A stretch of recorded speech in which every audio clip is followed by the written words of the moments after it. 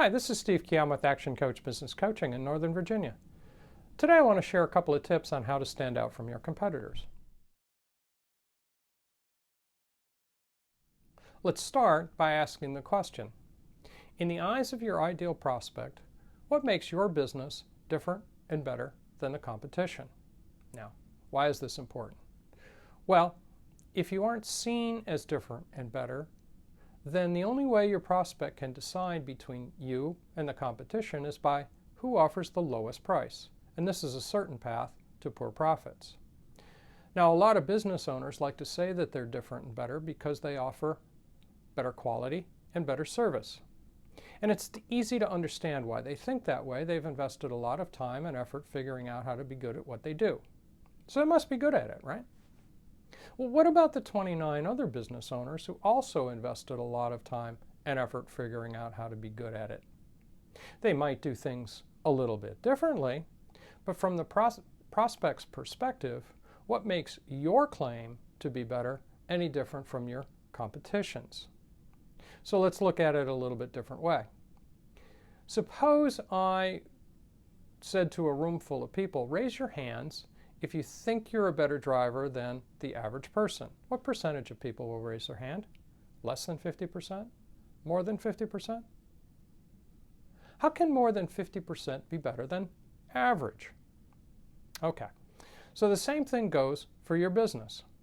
It doesn't matter what the business owner thinks. It really only matters what the prospect thinks. So what can make your business stand out as better to your ideal prospect? My first tip is to define clearly who are the customers that you can serve the best, and then redesign your marketing to find prospects just like them. So look into your past. Who were the customers that were the most profitable and the easiest to serve? And who are the ones that took so much time to serve that even though the transaction looked large and profitable, the amount of time it took to serve them well exceeded the profit that you made and delayed you from finding the more profitable customers. Separate the different kinds of customers into groups so that you can find the ones that you can serve better and more profitably and bypass the ones that are more difficult for you to serve well. My second tip is to look at how your business can be different in ways that are meaningful to your customers.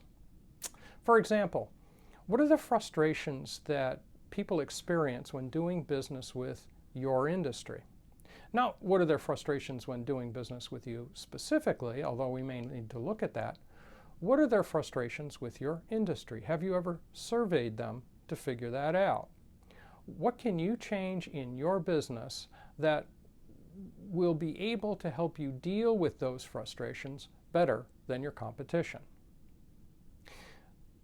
These are my tips for today on ways to stand out from your competition. Try them out, see how they work for you. Let me know, make some comments.